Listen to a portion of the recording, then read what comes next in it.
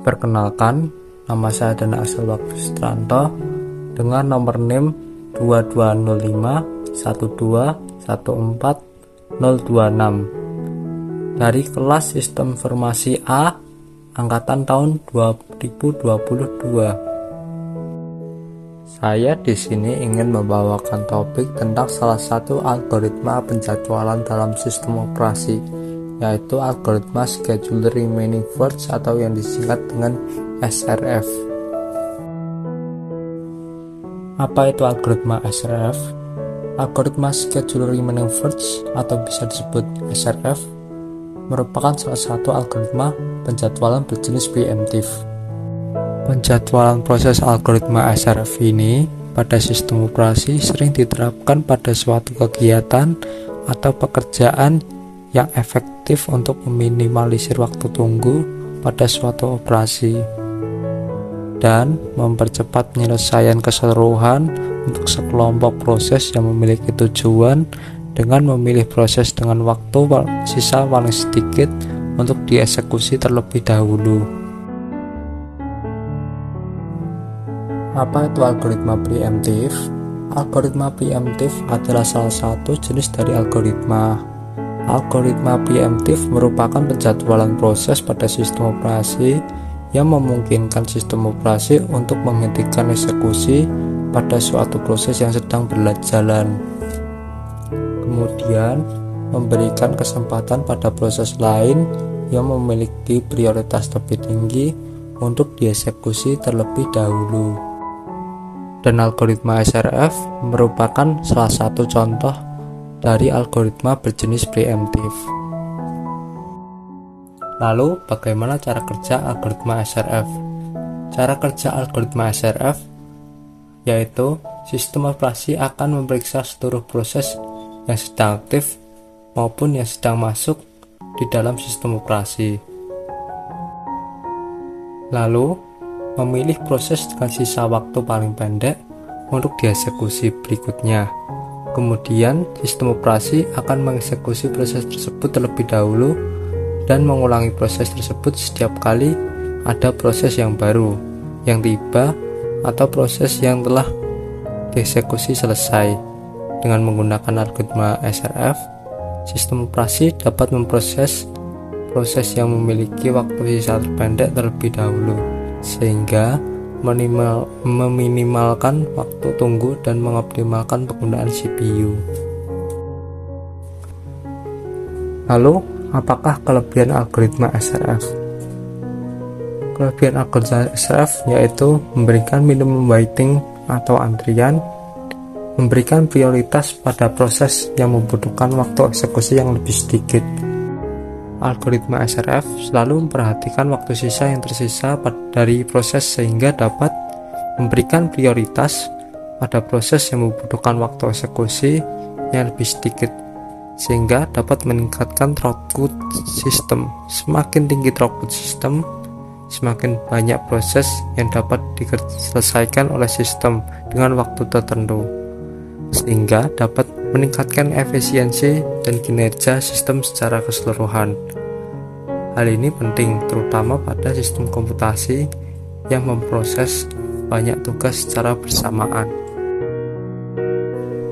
Namun, algoritma SRF juga memiliki kelemahan, seperti proses yang memiliki waktu sisa yang lebih panjang, tertunda eksekusinya, dan dapat menimbulkan efek negatif pada CPU atau sistem operasinya, sehingga memerlukan penyimpanan yang lebih besar untuk menampung proses yang tertunda. Lalu, algoritma SRF juga memiliki overhead yang lebih besar dikarenakan adanya peralihan ketika terdapat proses yang lebih cepat masuk ke dalam antrian. Lalu juga memiliki kompleksitas yang tinggi dalam implementasinya. Dalam praktiknya, algoritma SRF sering digunakan dalam sistem real-time atau sistem dengan jumlah proses yang sedikit dan waktu pengerjaannya yang pendek. Namun, untuk sistem yang lebih kompleks dan memiliki jumlah proses yang banyak, algoritma SRF mungkin tidak efektif dan perlu dipertimbangkan kembali untuk menggunakan algoritma yang lain. Dan inilah berikut contoh perhitungan pada algoritma SRF.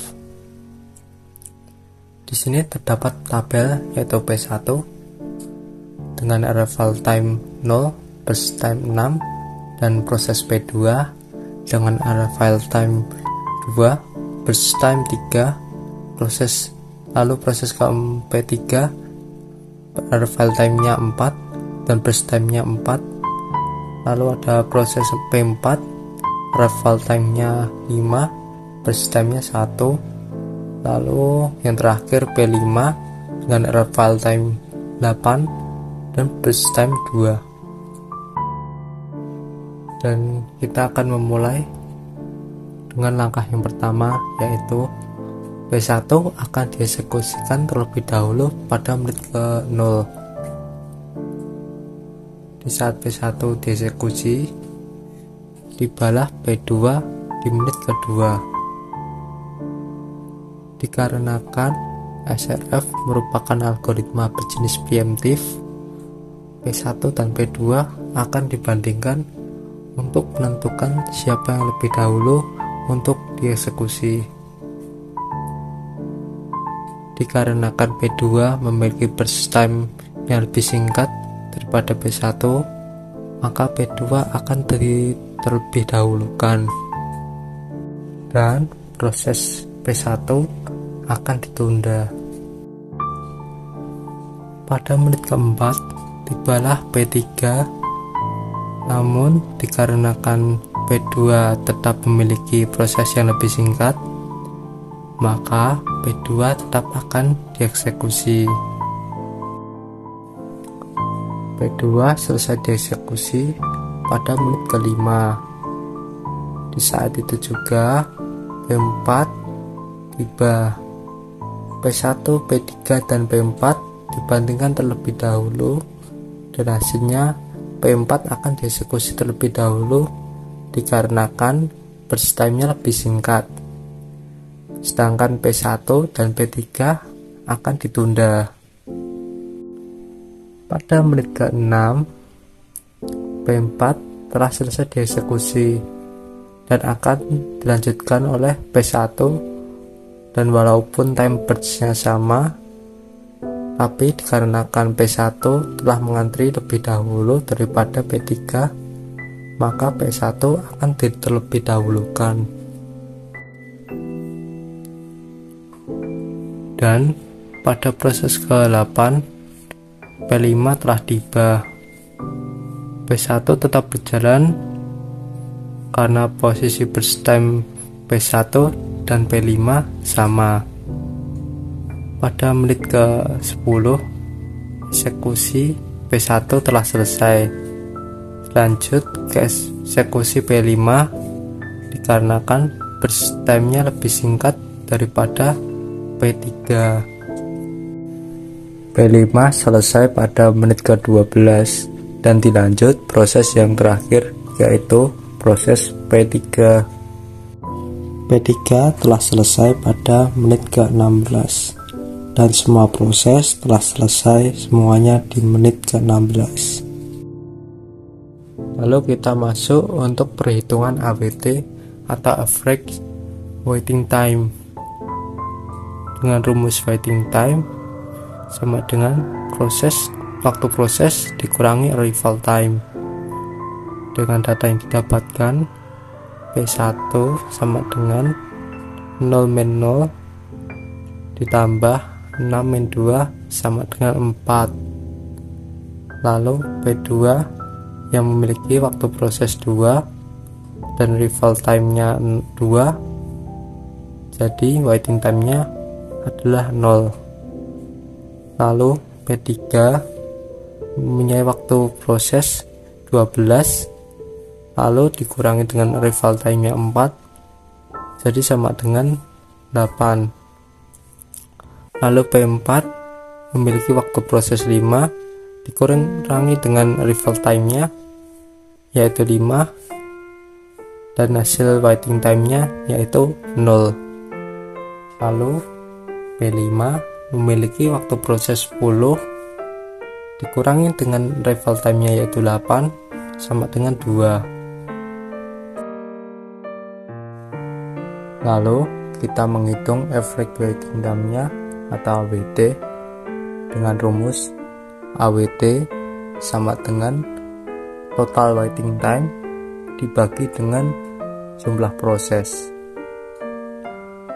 AWT sama dengan 4 ditambah 0 ditambah 8 ditambah 0 ditambah 2 lalu dibagi dengan 5 atau sama dengan 14 dibagi 5 yaitu 3,4 menit.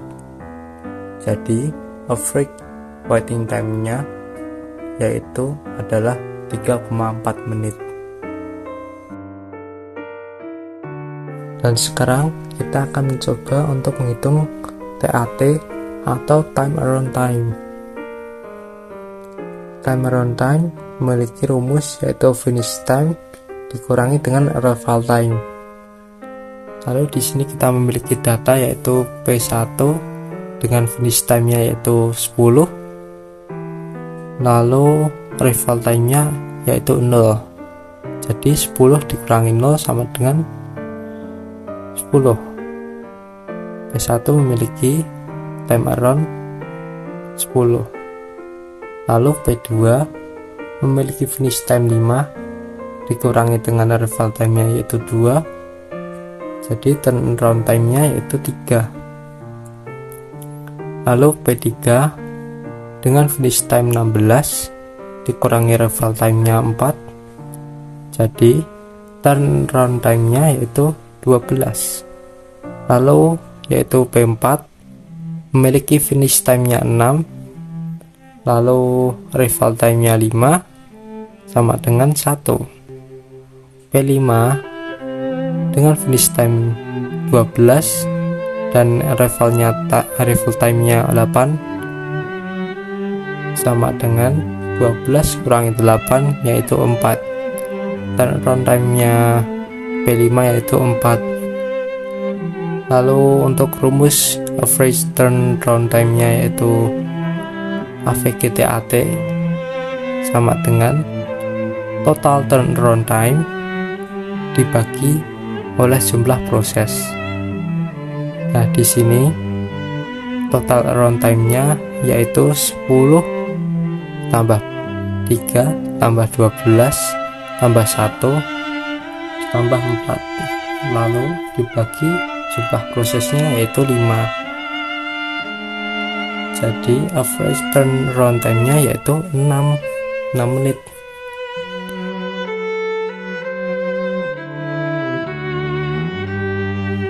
Penerapan algoritma SRF dalam kehidupan sehari-hari.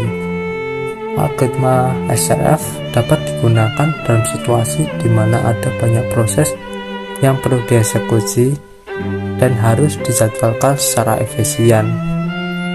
Beberapa kegiatan yang tepat dengan penerapan algoritma SRF antara lain yaitu pengerjaan tugas.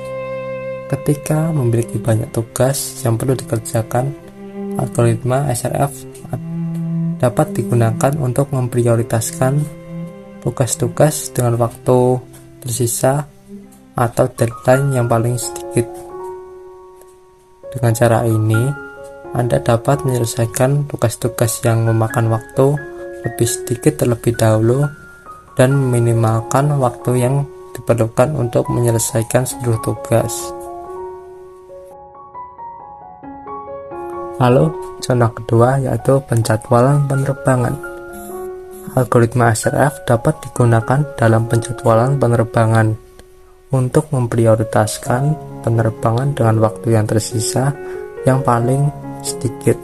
Dengan cara ini, penerbangan harus diberangkatkan terlebih dahulu dapat dijadwalkan dengan lebih efisien sehingga dapat meminimalkan waktu tunggu penumpang di bandara.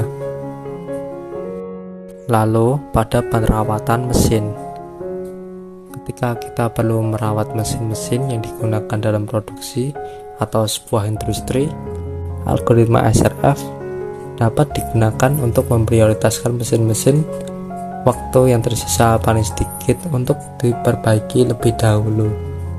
Dengan cara ini, mesin yang memerlukan waktu perbaikan yang lebih sedikit dapat segera diperbaiki, sehingga produksi dapat berjalan kembali dengan normal. Dapat disimpulkan bahwa algoritma Schedule Remaining First atau SRF merupakan salah satu algoritma penjadwalan yang digunakan dalam sistem operasi untuk mengatur prioritas dan alokasi sumber daya di CPU pada setiap proses. Kelebihan dari algoritma SRF yaitu dapat memberikan prioritas pada proses yang membutuhkan waktu eksekusi yang lebih sedikit dan dapat memberikan minimum pada waiting time atau sebuah antrian proses. Namun, kekurangan dari algoritma SRF yaitu kompleksitas yang tinggi dalam implementasinya dapat menyebabkan proses memiliki waktu yang tersisa yang lebih panjang dan terhambat eksekusinya, sehingga memerlukan daya tampung yang penyimpanan CPU yang lebih besar, sehingga dapat mengurangi efisien dan meningkatkan beban CPU pada sistem operasi. Oleh karena itu, penerapan algoritma SRF harus dipertimbangkan lagi dengan matang sesuai dengan kebutuhan sistem yang akan digunakan. Sekian dari saya berharap materi ini dapat berguna bagi kalian. Saya Daniel Axel undur diri. Terima kasih.